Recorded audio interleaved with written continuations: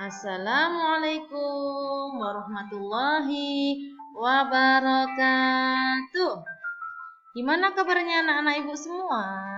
Semoga anak-anak ibu yang soleh dan solehah semuanya diberi kesehatan dan kelancaran dalam segala urusan. Amin, amin ya robbal alamin. Nah, hari ini kita akan belajar materi kisah ya anak-anak ibu semuanya ya, bersama dengan Ibu Evi Nur Azizah. Sebelum kita belajar, mari kita berdoa bersama-sama terlebih dahulu. Bismillahirrahmanirrahim.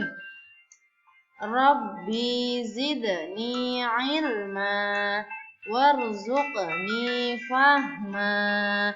Ya Allah, tambahkanlah aku ilmu dan berilah aku pemahaman yang baik. Amin. Amin ya robbal alamin. Setelah pembelajaran ini, Ibu harap anak-anak Ibu yang pertama yaitu Ananda dapat memahami mukjizat Nabi Muhammad SAW. Yang kedua, Ananda dapat memahami keagungan Al-Quran. Yang ketiga, Ananda dapat memahami Nabi Muhammad rahmat bagi seluruh alam. Yang keempat, Ananda dapat mengetahui peristiwa wafatnya Nabi Muhammad Sallallahu Alaihi Wasallam. Nah, ini adalah makam Nabi Muhammad Sallallahu Alaihi Wasallam, Nabi kita ya anak-anak ya. Nah, di sini kita belajar ringkasan 7 dan ringkasan ke-8, yaitu mukjizat Nabi Muhammad Sallallahu Alaihi Wasallam dan Nabi Muhammad Sallallahu Alaihi Wasallam rahmat bagi seluruh alam. Nah, yang pertama yaitu mukjizat Nabi Muhammad Sallallahu Alaihi Wasallam. Mukjizat Nabi Muhammad dibagi menjadi dua, yaitu berupa perkataan Nabi Muhammad Sallallahu Alaihi Wasallam dan perbuatan Nabi Muhammad Sallallahu Alaihi Wasallam. Al-Quran adalah mukjizat terbesar Nabi Muhammad Sallallahu Alaihi Wasallam ya. Ini yang setiap hari kita baca ya anak-anak ya. Al-Quran adalah kitab suci bagi umat Islam, kitab suci bagi kita semua. Al-Quran difirmankan langsung oleh Allah kepada Nabi Muhammad SAW melalui malaikat Jibril. Malaikat Jibril adalah siapa? Malaikat yang bertugas menyampaikan wahyu yang berangsur-angsur selama 22 tahun, 2 bulan, 22 hari. Faedah membaca Al-Quran yaitu membuat hati kita menjadi tenang dan mendapatkan pahala. Insya Allah kita sering membaca Al-Quran, hati kita akan tenang ya anak ibu ya. Nah, kemudian keagungan Al-Quran. Al-Quran itu memiliki banyak sekali keagungan di dalamnya. La raiba fih, tidak ada keraguan di dalamnya ya. Al-Quran memuat ringkasan dari ajaran-ajaran ketuhanan yang pernah dimuat kitab-kitab suci sebelumnya, seperti Taurat, Zabur, Injil, dan lain-lain. Susunan kalimatnya sangat indah dan mudah dihafal. Jadi anak-anak ibu yang sering murajaah, insya Allah cepat menghafalnya ya. Al-Quran adalah asyifa. Asyifa artinya Al-Quran sebagai obat bagi orang yang sakit. Kita sering membaca Al-Quran, insya Allah kita penyakit itu tidak mudah masuk ke dalam diri kita ya anak ibu ya. Keberadaan isinya akan terus terpelihara sejak diturunkan hingga akhir zaman, sampai akhir zaman nanti selalu benar Al-Quran itu ya yang Kemudian Al-Huda, yaitu Al-Quran merupakan petunjuk atau pedoman hidup manusia. Jadi kita itu hidup berpedoman kepada Al-Quran. Kitab suci Al-Quran tersusun dari 30 juz, 114 surat yang diawali dari surat Al-Fatihah dan diakhiri surat An-Nas. Membaca Al-Quran merupakan ibadah kepada Allah Subhanahu wa Ta'ala. Selain dibaca, kita juga harus memahami dan mengamalkan isi Al-Quran itu juga. Karena beberapa hal yang menyangkut aturan berupa perintah dan larangan Allah ada di dalam Al-Quran. Membaca satu huruf dalam Al-Quran itu diganjar 10 kebaikannya. Jadi anak-anak ibu sering baca Al-Quran itu semakin banyak pahalanya, semakin banyak ganjarannya ya. Rajin baca Al-Quran ya nak ya. Nah, ringkasan yang kedua yaitu Nabi Muhammad rahmat bagi seluruh alam. Nabi Muhammad adalah Nabi dan Rasul rahmatan lil alamin. Artinya adalah Nabi Muhammad adalah rahmat bagi seluruh alam. Sebagaimana dijelaskan pada surat Al-Anbiya ayat 107. Bismillahirrahmanirrahim. Wa ma arsalnaka ila rahmatan lil alamin. Dan tidaklah kami mengutus Nabi Muhammad melainkan untuk menjadi rahmat bagi seluruh alam. Nabi kita ya. Beliau diutus untuk menyempurnakan ajaran Allah yang telah dibawa oleh para rasul terdahulu.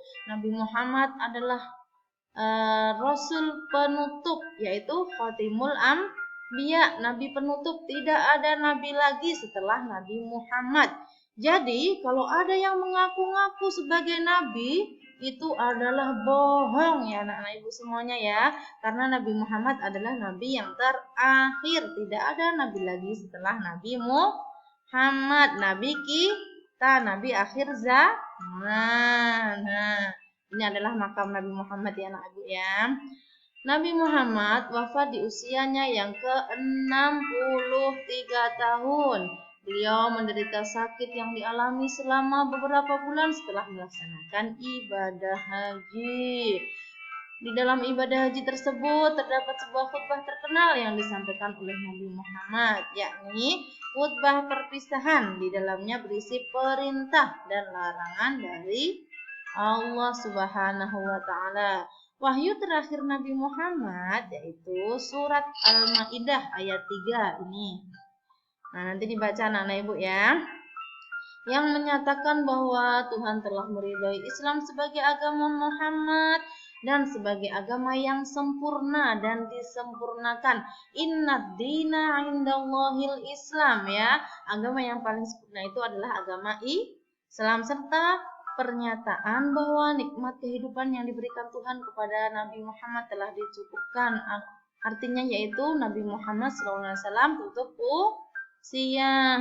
Peristiwa tersebut terjadi dalam kejadian yang disebut dengan haji perpisahan atau haji wada, yaitu sebelum Nabi Muhammad SAW wafat terakhir ya. Nah, kita harus sering-sering berselawat kepada Nabi Muhammad SAW agar kita nanti di akhirat di padang mahsyar kita termasuk golongan orang-orang yang mendapat syafaat Nabi Muhammad SAW. Amin amin ya rabbal alamin. Nabi Muhammad wafat pada hari Senin 12 Rabiul Awal di rumah istrinya Aisyah bin Abu Bakar. Makam Nabi Muhammad berada di lingkungan Masjid Nabawi di bawah naungan kubah hijau. Nah, ini kubah hijaunya. Nah, ini adalah kubah hijau ya. Kemudian Nabi Muhammad memberikan 2 petunjuk yang dijadikan pedoman bagi manusia untuk selama-lamanya, yaitu apa nak? Apa? Al-Quran dan Al-Hadis ya. Jadi kita itu hidup berpedoman kepada Al-Quran dan Al-Hadis. Insya Allah kalau kita hidup itu berpedoman kepada Al-Quran dan Al-Hadis, insya Allah jaminannya kita akan masuk ke dalam surga Allah. Siapa yang mau masuk surga nanti? Nah, semuanya mau masuk surga. Jadi kita harus senantiasa berpedoman pada Al-Quran dan Al-Hadis. Terima kasih, alhamdulillahirrahmanirrahim. Pembelajaran kita sudah selesai. Ya anak-anak ibu semuanya ya. Semoga anak-anak ibu semuanya bisa mengambil kesimpulan dan bisa meneladani sifat Nabi Muhammad SAW. Sifat beliau yang begitu begitu baik tutur katanya, baik perilakunya, dan menjadi suri tauladan bagi kita semuanya, uswatun hasanah untuk kita semua. Jangan lupa dijaga sholat 5 waktu ya anak ibu ya, jangan bolong-bolong, dan juga murojaahnya di rumah diperbanyak.